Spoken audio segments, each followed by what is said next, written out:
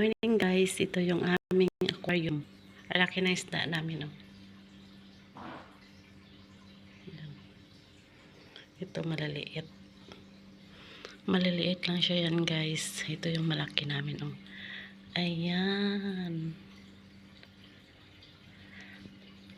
Meron din kuol guys. Kuol. Ayan siya oh, mahaba. Maliit pa yan mo. Iwan ko ilang taon na yan. Lumaki na siya. Ganun na siya kaliit dati oh. Parang ganun lang siya. Ngayon ito na siya kalaki. Ayan. Meron din kaming turtle snake. Charot. Ayan guys. Thank you so much. Thank you sa mga nagpa-follow sa akin. Ayan guys.